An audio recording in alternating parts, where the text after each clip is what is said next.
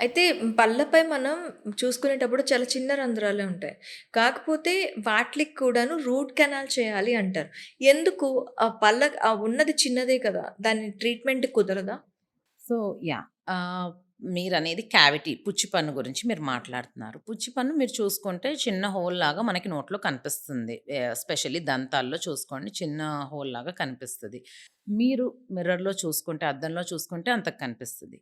మీకు పెయినొచ్చింది అంటే దానికి ఖచ్చితంగా రూట్ కెనాల్ చేయాల్సుంటుంది. ఓకే. పెయిన్ అనే సిమ్ప్టమ్ ఉంది అంటే ఆ పుచ్చు పంటి లోపల నరం వరకు వెళ్ళిపోయినట్టు అర్థం. హుహు. సో, ఖచ్చితంగా మనం దానికి రూట్ కెనాల్ ట్రీట్మెంట్ చేసుకోవాల్సుంటుంది. ఓకే. మీకు పెయిన్ రాలేదు. కానీ మీరు డాక్టర్ గారి దగ్గరికెళ్లారు. డాక్టర్ మిమ్మల్ని రూట్ కెనాల్ ట్రీట్మెంట్ చేసుకోమనన్నారు. అంటే దానర్థం దానికి నియరింగ్‌గా ఉంది అని అన్నట్టు అర్థం. కొన్నిసార్లు నరానికి టచ్ అయినా పెయిన్ రాదండి. నియరింగ్‌గా ఉన్నప్పుడు సెన్సిటివిటీ ఏదన్నా స్వీట్ తిన్నప్పుడు, లేపోతే చల్లటి నీళ్లు తాగినప్పుడు సెన్సిటివిటీ ఉంటుంది. సో, ఎక్స్‌రేలో చూస్తే మనకు తెలుస్తుంది. ఈ పుచ్చు పన్ను అనేది మీకు పైకి చిన్నగా కనిపిస్తది. కానీ దాని ఎక్స్‌టెన్షన్ కిందకి బాగా డీప్‌గా ఉండుంటుంది. అందువల్లే రూట్ కెనాల్ చేసుకోమని చెప్తారు.